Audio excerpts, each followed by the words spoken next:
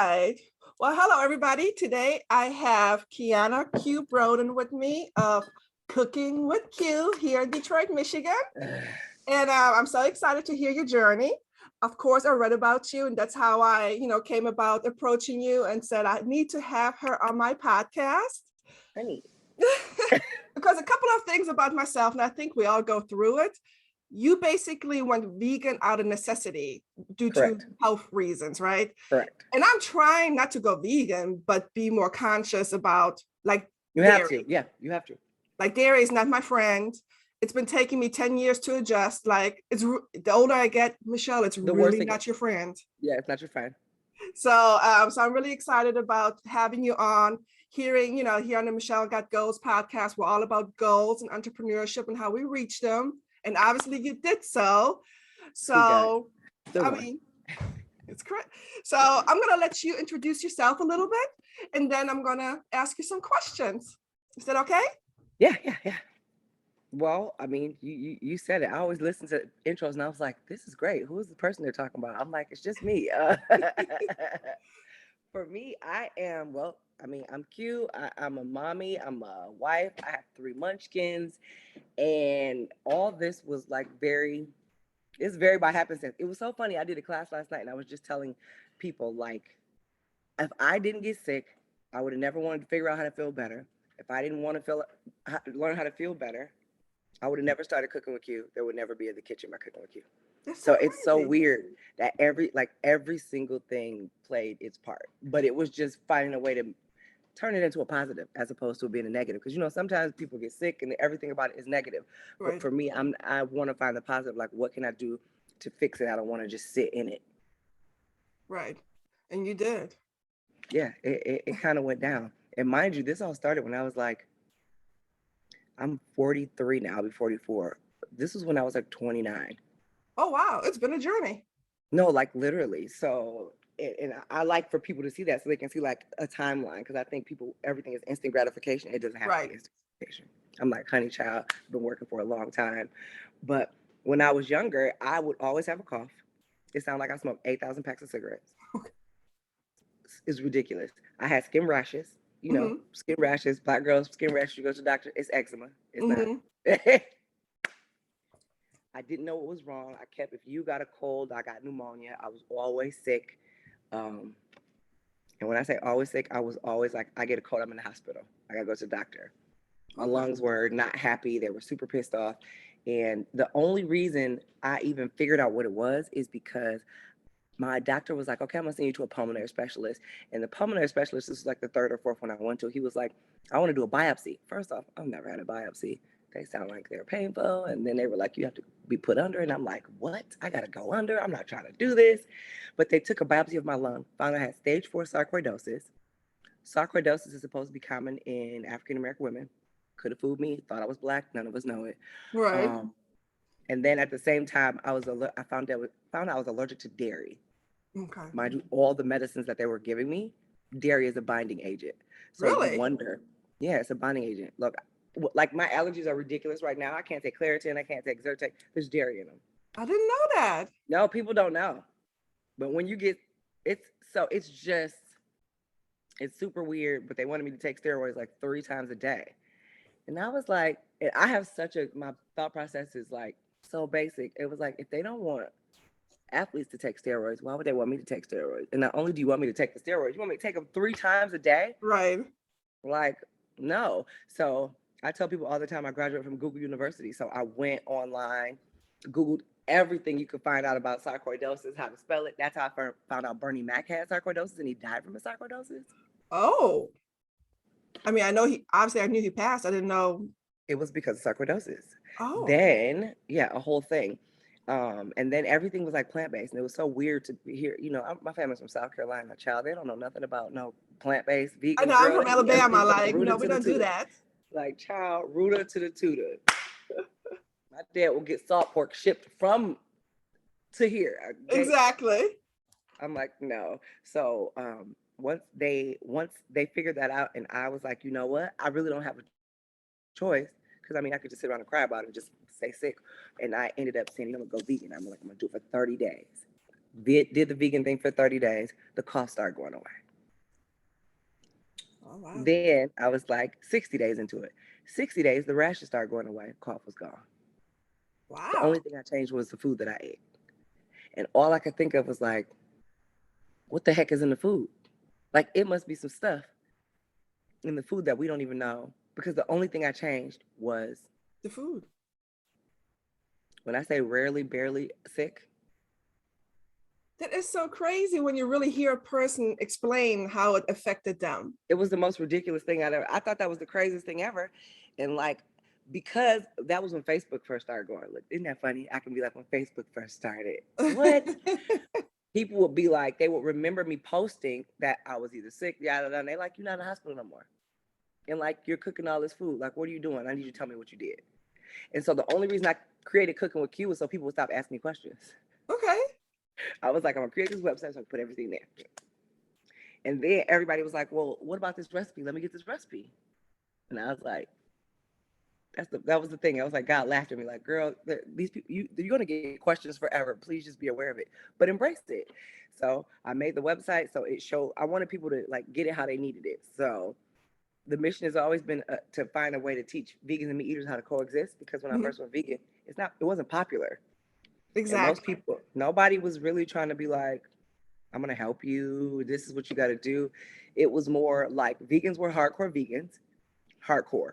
Save the whales, don't touch them. Exactly. Like little weird. The whole family better be vegan. And then the meat eaters would look at me like, girl, where you gonna get your protein from? You gonna die. And I'm just like, it was psycho. I'm like, all I'm trying to do is eat better, and y'all got all this coming.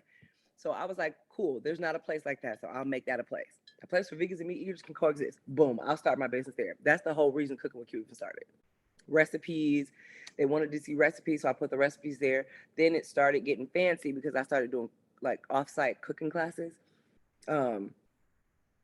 It's so wild that corporations would call me to come and do events at their spaces because they got a discount on their insurance. Oh, really? If you taught their team members how to eat better. Okay. What? And that spread like wildfires. Like, it was ridiculous because I worked a full-time job. I did mortgages. I was not a chef. I did not go to culinary school. That was one of my questions. Like, you are not a chef, yet you run a cafe. You give cooking classes. I tell people I'm like a God ordained chef. Like, because most people are like, well, where'd you go to culinary school? And I was like, Jesus, I don't know. That's who my teacher was. I don't know what you want me to tell you. Right. Right. But I'm a very faith-based person. And I think if that's one thing people know about me, they're like, Q love God, her family, and food. What's next?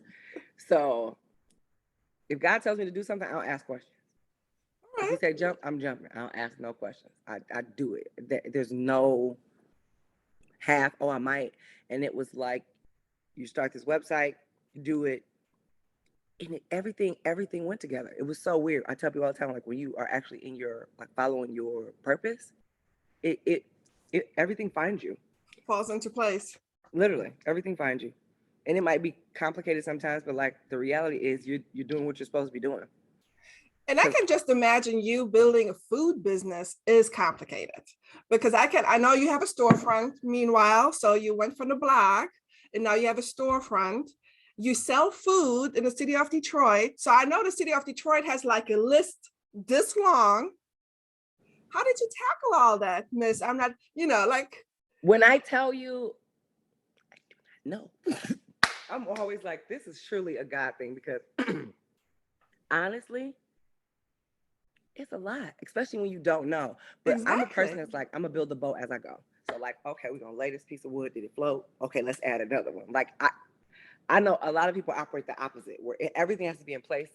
When God says go to me, I go. And if I feel like I'm overwhelmed, I'll step back and be like, what do I need to do? What are my basics? Because I think sometimes when people build their businesses, they build their businesses based off of them. Mm-hmm. What I want. And the reality is you are not your client. You're not your customer. So you can't build your entire business off of it. My basic thing was knowing like, hey, I know how to cook. I've been cooking my whole life.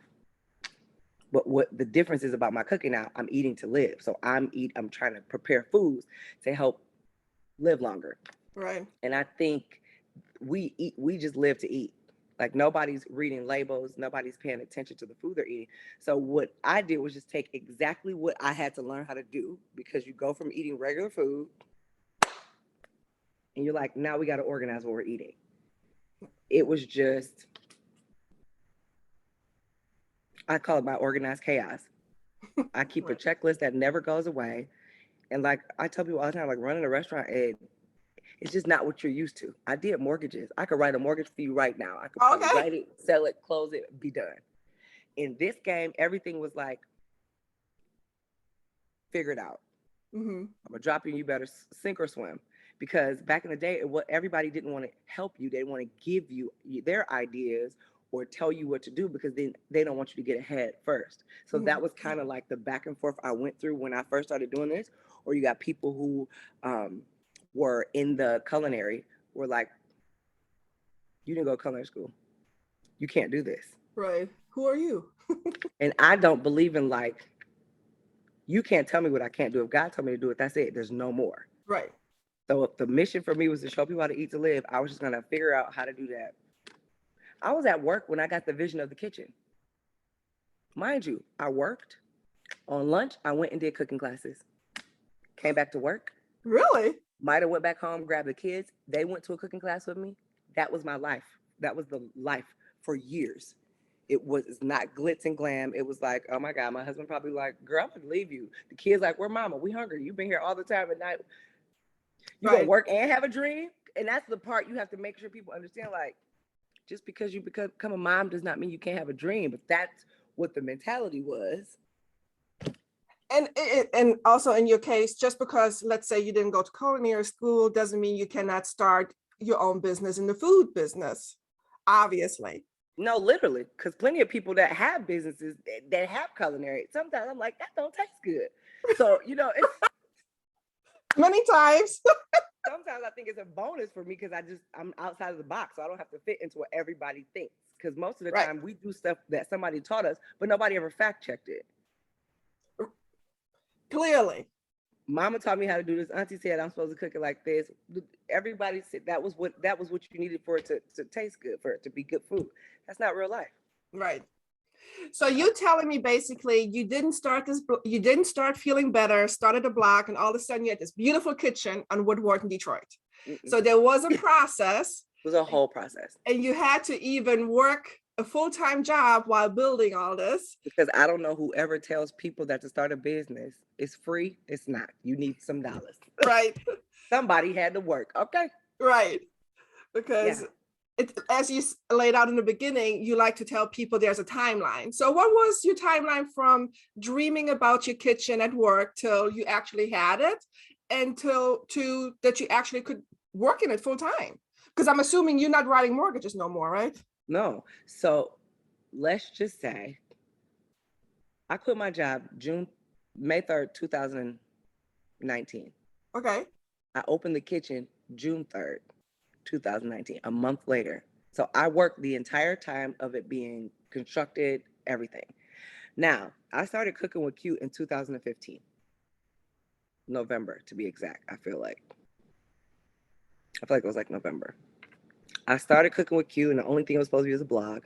I blog. Did you monetize the blog, or was it just to give information? No, it was not monetized. Okay. And what was even more crazy is in the beginning, I didn't want to start the business, but I took a class. It was like Kingdom Entrepreneurship University. Tiffany Montgomery, I still watch her right now. I get mentored by her right now. I did a class, and the class was just showing you how to let God be your CEO. Okay. Don't start this business and you the CEO, because you are human. You'll mess up, you'll screw up. But if you get some divine information, you're just following your purpose, right? I take this class. It was so crazy because I felt like I didn't have any money and I did not need to be spending $1,000 on the class. But I was like, you have to invest in yourself, right? Right. I do that. That's 15. I signed my lease for the kitchen in 2017. So mind you, that's 2 years later. Right. Which is not a long time. And signing a lease in 2 years and you just started a business 2 years ago is crazy. But what I knew was that I was teaching classes and people needed to learn. And now people were saying, where is your place that I can come and learn at? Mm-hmm. So I have this vision while I'm at United Wholesale Mortgage, because that's where I worked. The president of the company is talking to us, and he's talking about how his goal is 40 billion.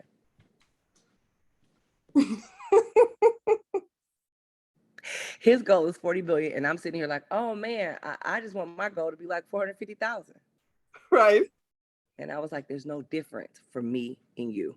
So I asked him for a meeting the next day, and he met with me.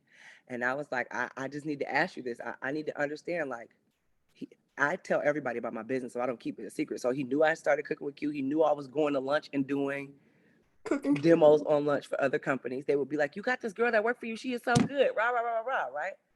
I'm like, your goal is 40 billion. Mine is 450,000. There's no different. If I cut you, you bleed the same blood I bleed. What's up, Matt? And he was like, and that's why you can't stay here. Because if this is your dream, this was my dream. So now in his head, he's like, I did my dream. Right. If this is your dream, work as long as you're going to work, but like, you need to do the dream. You can't not follow the dream because you're so wanting to work. Whoa, whoa, whoa, whoa, whoa, whoa, whoa, whoa, whoa. Welcome to my kids. That's what happens. And lo and behold, he met with me. He was like, whatever steps that you think you need to take your steps. You just have to do it. And I was like, okay. And imagine having a boss that was supportive of you, knowing you're working, knowing you're doing a build out for a new building, knowing that you're going to need time off to just go and check on some stuff. Like, that's a blessing. It's that's not normal. That's a good dude. You understand? So I'm like, that's not normal. That's not what people do. But it was just fire. He let me. And mind you, when I signed my lease in 2017, that block where I'm at right now was not what it looks like right now. There were no businesses. There were just Miss Roby Shoes and Hipmanic. All the rest were dilapidated, old, torn up buildings. I wasn't going to ask because I can just imagine, because I know how it changed over the years, right? So it was, everybody, when I told them I was going to be on that block, they were like, why did you do that? What a waste. Nobody's going to come. Nobody wants to come to Detroit. You taking us to the hood. I had no clue. And this is what I tell you. When God says something, I follow directions. Because I was at another space beforehand and it didn't work out. And it was very clear. And I walked away. And immediately this was the space. And when I got to the space, my mama, rest her soul in heaven, my grandma, she used to take us shopping on that block. Mr. Son's hat shop was on that block. And where she go, Miss Roby Shoes is still there, where she go get her church shoes. I love it. Full circle. I was like, oh, this is it. I love it. So, I mean, it's happiness. 2017, I didn't open until 2019, so I should tell you. Right. 2 years. Did it take that long to build it out? So you paid a rent to get it? No, and that's another thing. I didn't pay any rent. They told me that I didn't have to pay rent until I could open. No way. Oh wow. Okay. How many people have you ever heard say that? Right. They were working with you. Honey, when God say that's don't ask no questions. Literally from 2017, mind you, the buildings were so dilapidated, they had to, so we're in Midtown. So Midtown Detroit had to redo, they couldn't just do one building. They had to upgrade the entire block. So I had to not do anything until they were done with their work. Okay. My work probably started in December, the last week, right before New Year's of 2019. And the building was actually done by February. Okay. Like my build out was like super quick. 60, 90 days it was done. I think we waited more time for like inspections and stuff. And that's why we couldn't open up until May, June. And all of that was going down while I had a full-time job. And a husband and 3 kids. Right. Nothing going on. No big deal. No biggie. Right. So you opened in 2019 or 2020, your storefront, just before COVID, basically? Yeah. I opened, I quit my job May 3rd, 2019, opened June 3rd, 2019. And if I were to be perfectly honest, it was never even supposed to be a restaurant. It was only supposed to be a place where we did cooking classes. Okay. A week before the store opened, hundreds of people were knocking on the door like, Q, we know you're going to be here. You got to serve food. So I put out a sample menu. It was like a tester menu. And people came. Awesome. Crazy. It was crazy. So it's just, and then COVID came what? COVID started about December, January. Right. In November, we had just started learning how to do meal prep because our city councilwoman now, she's Mary Sheffield.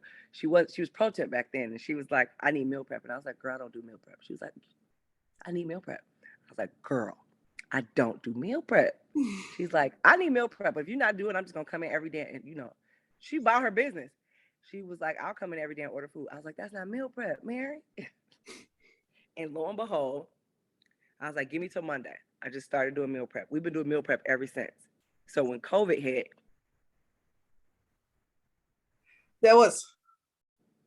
and they were like, shut down, I kept praying like, am I supposed to shut down? People were telling me like, if you don't shut down, it's going to be a media nightmare. And I was like, but God didn't tell me to shut down. God told me, follow your same mission. The mission was to teach people how to eat to live. If they can't come to me, how do I get the food to them? So we started doing virtual classes, and I started delivering food to houses. Same mission. I didn't change the mission. Right. You just adjusted. You just adjusted. And now we still do meal prep. That's probably what kept us through. And because I had that mortgage history, I wasn't afraid to like cold call people. I cold called people at the beginning of COVID as soon as everything shut down because I knew there were people still working. I knew the police officers were still working. I knew the hospitals were still working. I knew the city of Detroit's health department was still working because like, what are we gonna do? Right. I called every person and ended up getting a contract with the city of Detroit because they created out of the blue a COVID shelter. And the shelter was for misplaced people who are like homeless. So they wanted to make sure that if they had COVID, they had a place to go where everybody could be. And then we fed them breakfast, lunch, and dinner. Oh, wow. Okay.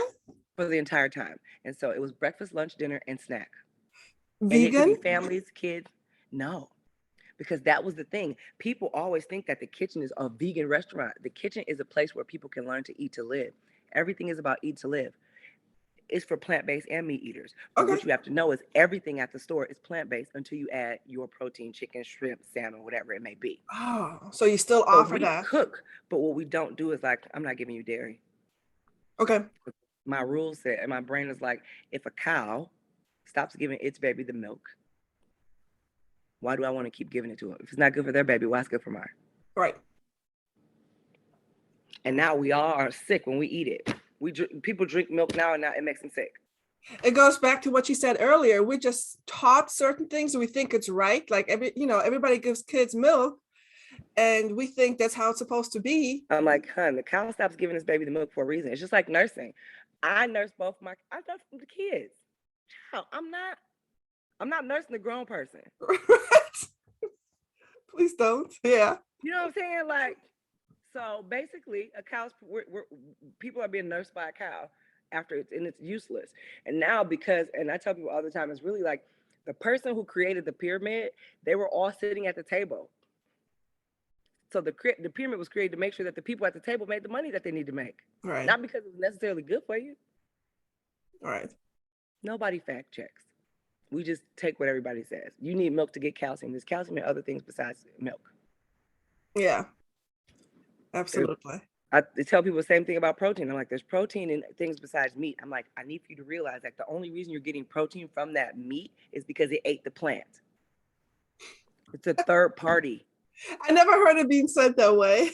Because I'm very basic. Like, because people learn and retain stuff when it's basic. When it's not basic, it's complicated. Right. I don't like to be confused. Just keep it basic. Pretend I'm a 2-year-old. Make me understand. But that's it. But now, because it's on the pyramid, you have people mass producing milk, and you're basically slinging cows to get this milk because you made it such a commodity that it just needs to be so great. And what? Crazy world we're living. So tell me this, what are people most surprised about the foods that you offer? Like me as a meat eater, if I go in there, or, because like you said, when you first started, it wasn't very popular. Now, Yeah. At least we all know about vegans. We always knew about vegetarians. Vegans, we always thought those are really weird people. Like they're really, what's going on with them? But now we're all learning a little more about health. Not all of us, but now people are they're conscious. Yeah, people are conscious. Exactly. So what are people most surprised about when they go to your cafe or take a cooking class and they're like, oh, this is not even that bad? Like, no, first there's always the flavor. It's always like, wow, I didn't think this was gonna be so good. And I'm like, why? Why is that your first thought? Because when you hear the word vegan, people they just think it's gonna be bland. Exactly. I mean, because in the past, when you said you were vegan, if you went somewhere and said you're vegan, they really just gave you vegetables on a plate. I've been to several weddings, they give you vegetables on the plate, and that's it. And maybe some rice. And a salad. Because everybody vegan eats salad every day, all day. Right. Get out of here. So so it's a weird thing. And the second thing, like during class, they'll be like, I don't cook with a lot of oil. Okay. And they'll be like, there's no way you're gonna be able to cook this whole recipe and we're not using the oil. So oil is like a rarity. I don't cook with a bunch of oil. I have water bottles everywhere. Oh yeah. Saute water. Because in my brain, once people pay attention, like I would rather eat my calories. When you use olive oil, most people put a tablespoon out there, pan gets empty, they're gonna add another tablespoon. By the time everything that you do, your food is oily. Mm-hmm. And now we don't read the labels, so we don't read the calories. We don't read how many calories in one thing. We pay zero attention to it, which is super weird to me. So we eat stuff, and like I didn't eat that much. I don't know, but I'm like, did you think about that half a cup of olive oil you put in that pan? It's not gone. It's in your food, child. Right. True. No, like literally so. So what is your favorite part of your entrepreneurship journey now? Now that everything's settling down, you're settling into your business. It's been a couple of years. Settling into it? Look, I was like, am I settling into it? Honestly, I think like the connections, like your network, your connections, because people share. There are people that will share. And the people that end up sharing with you are usually people that their time is very valuable, just like my time is valuable. So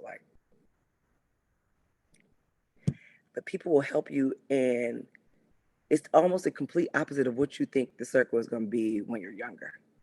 You think it's always going to be a family and friends. Most of the time it's not. Right. It's not. You'll have like your few friends and then your new network. And the crazy part is the people that are in your circle end up being in that circle too. So I like that, because it's like, you don't want to be a one person, you're doing good and you're not helping your friend. Why? One of us, if it's 10 of us in the crew and only one person is doing good, it's not a crew. No, yeah, something's really wrong. Something's wrong. So I love that. Like, I love that we all are sticking to our purpose and like our paths. We're not like nobody swerving. It's like, this is what you do. I know you're gonna go see my brother for real estate. I know you're gonna go see my other guy for video. Like, and these are the people that I started with. So it's dope. So what are your plans? Like, because you do wear a lot of hats, because you do have your storefront, you give classes. I hear you have a shared kitchen. Yeah, we do catering. Catering off the chain right now. Yeah. What is your biggest piece you would say to your business? What keeps you up at night or busiest? Or I wish it would be like one, because, and that's one thing I always pray for. I'm always like, I want to have very good wisdom. I'm always want like God-guided wisdom. So for me, knowing the information, I don't want to just do it because somebody told me to do it. I'm doing it because I've already done I've done the research, and then I'm not afraid because I'm not stuck inside of somebody's box. So I'll try anything just because I'll try it. I usually tell myself like 90 days. We'll see what happens in 90 days. Usually that's when it works. Like, if I do this for 90 days, even if the first month it doesn't pop, the second month it doesn't pop, third month, let's see if it pops.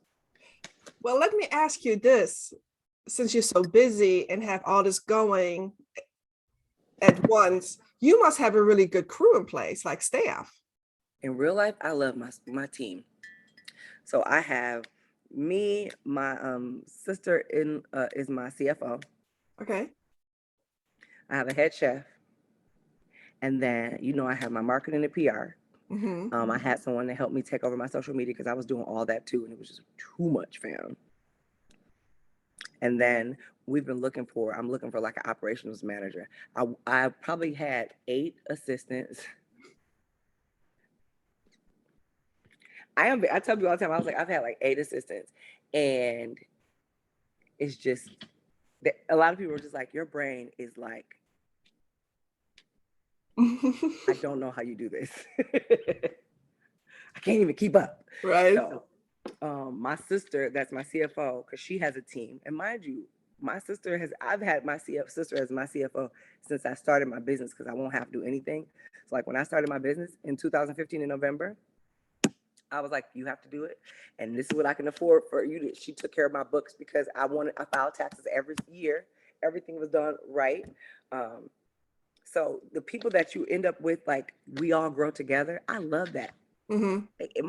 My team is fire. So, and that's also why we're so big on bringing in other people, because when you bring in other people, and it has to be done, but it has to be like tried and true, because our circle is like, it's like a very God ordained circle. The circle is like very, nobody can infiltrate the system.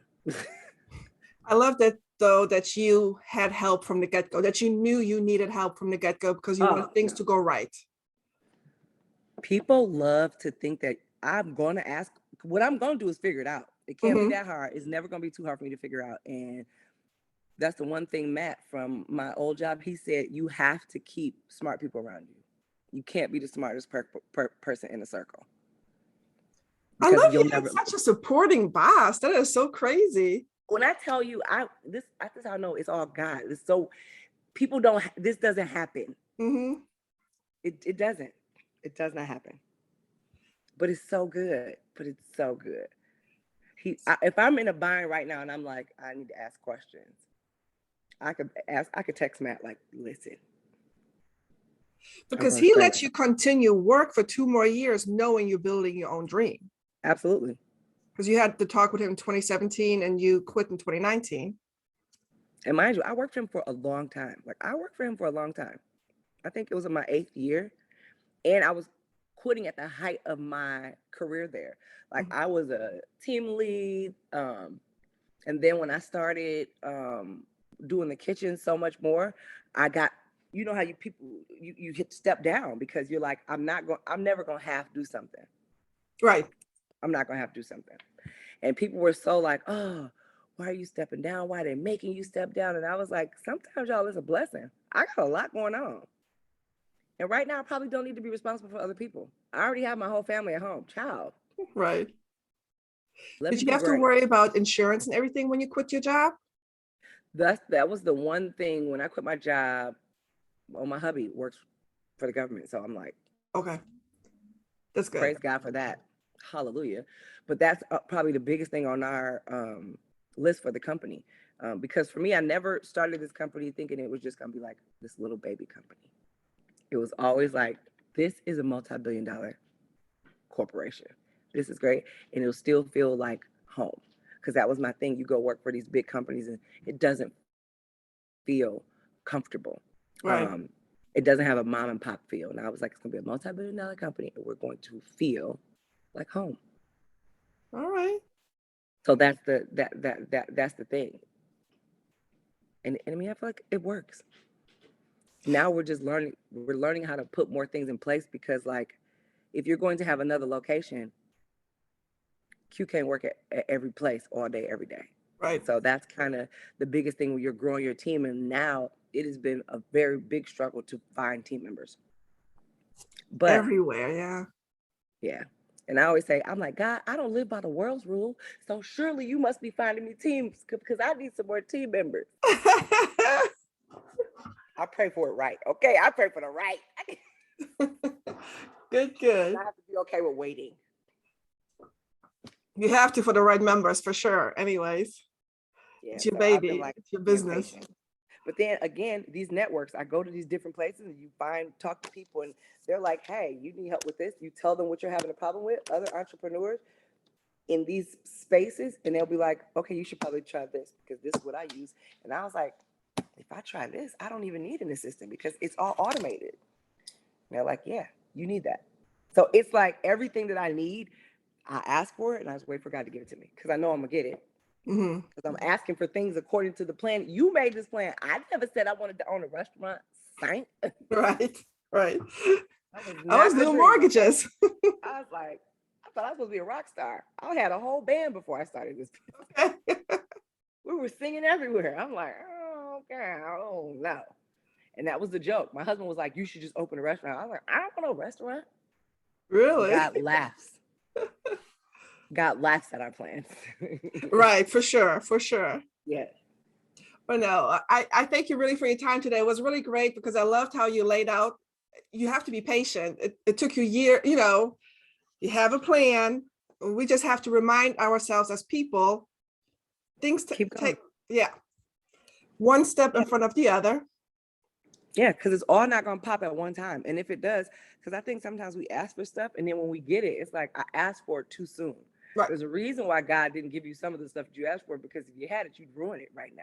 Right. So why don't you just wait, learn what you need to learn, build the circle that you need to be with, and then when it comes, you'll be prepared for it. Because for us, everything has been happening in very like here. Right. Gradual steps. And I like that you do have your team, or that you had your sister from the get-go, but that you also have like a network of entrepreneurs that you can pull back from, because we cannot be out here on our own. It's too hard. You need to talk to others. No, God wanted the whole world to be by itself. He would have just made one person. Right. That's not what it was. We're supposed to be, because a lot of times you end up in other spaces because of the new people that you connected to. Mm-hmm. So if I'm over here, now I connect to this person over here. Now I got access to all these folks over here. And that is, I think, when I hear people like, I could do it by myself, like, no, you can't. Even though, like you said in the beginning, some people will try to limit you because they have their own limits in their heads, like you said. I tell people all the time, like, I don't receive that. That's your thought process. That's not what God has for me. That might be what you think God has for you, but that's not what he has for me.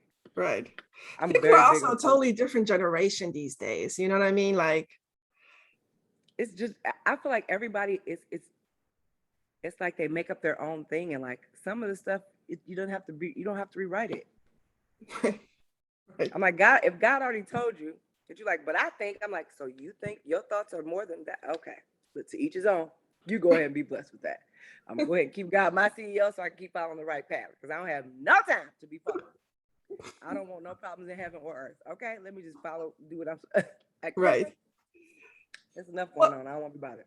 So what are your parting words for entrepreneurs that are not as far as you are yet, that are still building, still, working their full-time job, and they're just thinking about going out on their own? What are your tips? I would tell them that to look up the definition of faith. Because you have to believe what it is before it's here.